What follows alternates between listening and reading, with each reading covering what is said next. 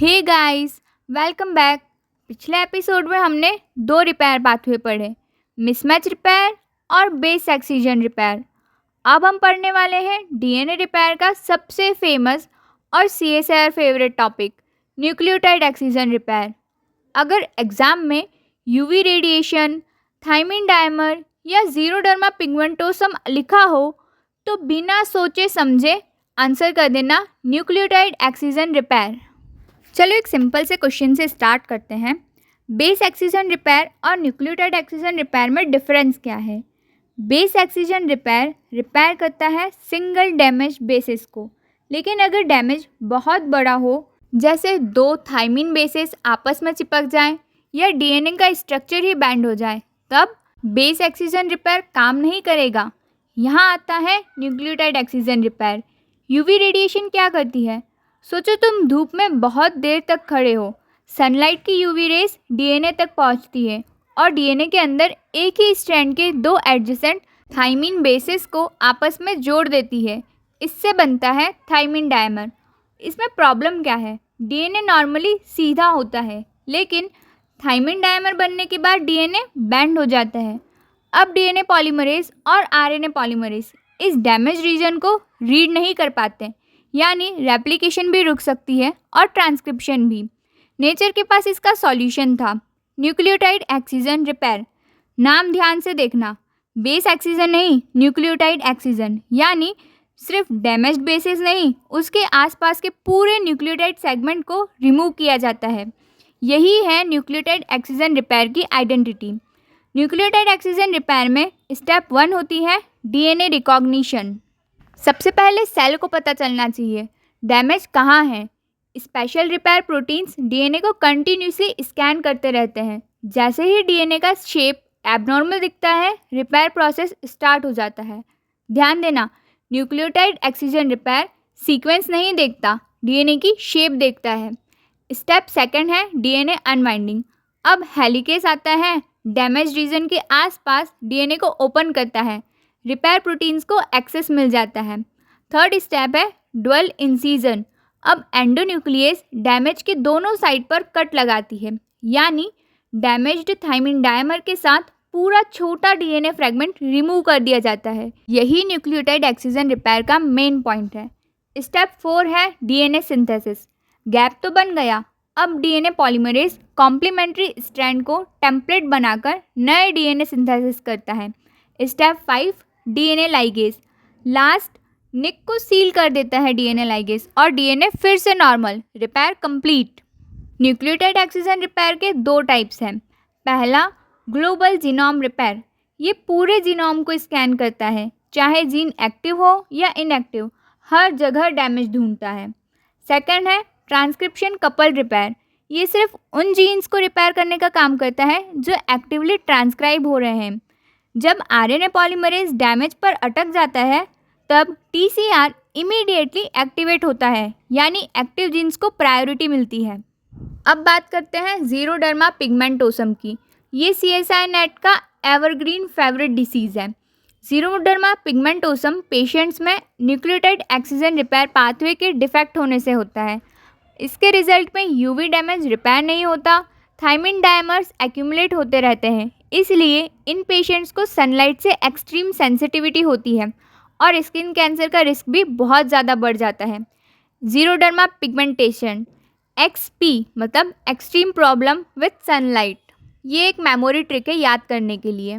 Second is cocaine syndrome. यहाँ पूरा nucleotide excision repair खराब नहीं होता, सिर्फ ट्रांसक्रिप्शन कपल रिपेयर डिफेक्टिव होता है। इसके रिजल्ट में सेल्स एक्टिव जीन को रिपेयर नहीं कर पाते। पेशेंट्स में growth retardation, neurological problems, premature ageing होने लगती है। लेकिन एक इंटरेस्टिंग बात, स्किन कैंसर का रिस्क जीरोडर्मा पिगमेंटोसम जितना नहीं रहता। ये कंपैरिजन एग्जाम में बहुत ज़्यादा पूछा जाता है। अब आते हैं अगले कॉन्सेप्ट पर। अगर डीएनए की सिर्फ एक स्ट्रैंड टूट जाए तो कॉम्प्लीमेंट्री स्ट्रैंड को देखकर रिपेयर हो सकता है, लेकिन अगर डीएनए की दोनों स्ट्रैंड्स एक साथ टूट जाएं, अब रेफरेंस ही नहीं बचता। इसी डैमेज को बोलते हैं डबल स्ट्रैंड ब्रेक, और ये डीएनए का सबसे डेंजरस लीजन माना जाता है। डबल स्ट्रैंड ब्रेक होता कैसा है? इसका सबसे कॉमन रीज़न है X rays, gamma rays, ionising radiation, oxidative stress, replication fork, collapsing. ये सब डीएनए के दोनों स्ट्रैंड्स को एक साथ तोड़ सकते हैं। अगर रिपेयर ना हो तो क्रोमोसोम टूट सकता है या गलत क्रोमोसोम से जुड़ सकता है और रिजल्ट हो सकता है कैंसर। बॉडी के पास कितने रिपेयर पाथवेज हैं? एक्चुअली 2 मेजर पाथवेज हैं, होमोलॉगस रिकॉम्बिनेशन और non homologous end joining. Exam का आधा चैप्टर इन्हीं दोनों के कंपैरिजन पर बेस्ड होता है, डीएनए रिपेयर वाला। पहले समझते हैं homologous recombination.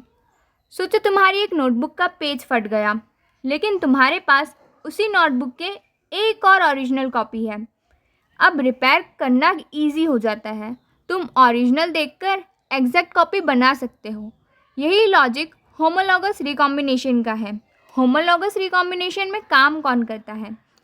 Cell sister chromatids को टेम्पलेट बनाता है, यानी ओरिजिनल इन्फॉर्मेशन अवेलेबल होती है, इसलिए रिपेयर ऑलमोस्ट 100% एक्यूरेटली होता है। होमोलॉगस रिकॉम्बिनेशन कब होता है? सिस्टर क्रोमेटिड्स कब अवेलेबल होती है? एग्जैक्टली रेप्लिकेशन के बाद, यानी एस फेज और G2 फेज में।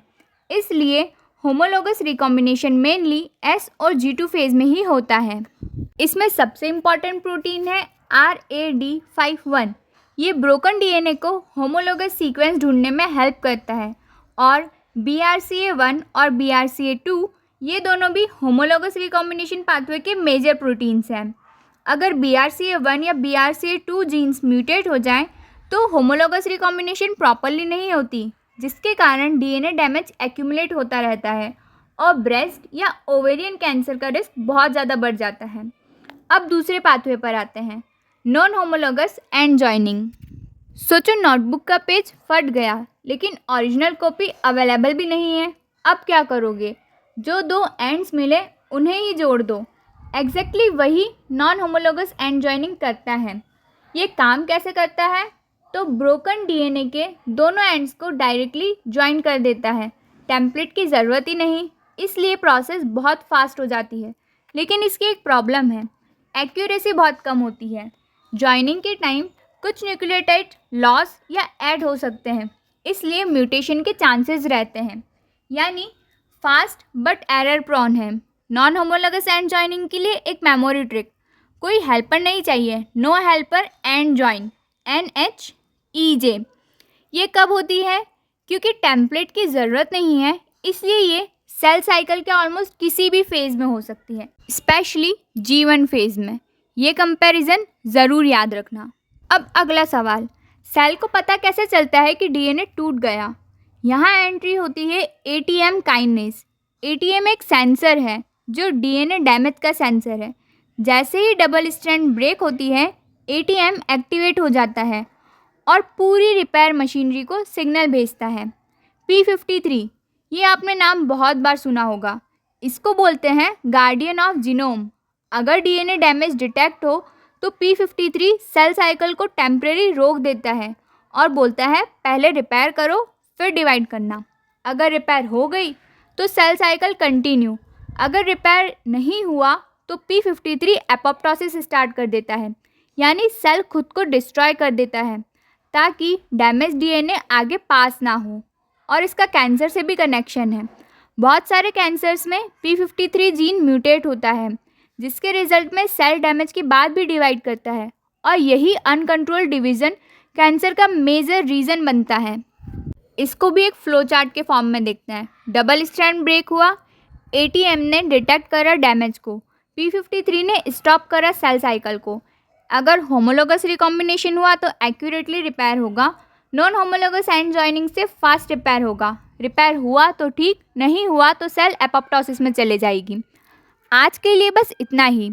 अब हम अगली क्लास में देखेंगे SOS repair, translation, DNA synthesis, DNA damage response, apoptosis etcetera बचे हुए टॉपिक्स। तब तक के लिए पढ़ते रहिए एंड इससे रिलेटेड PYQ क्वेश्चंस भी देखते रहना। मिलते हैं नेक्स्ट वीडियो में। Thank you so much for watching.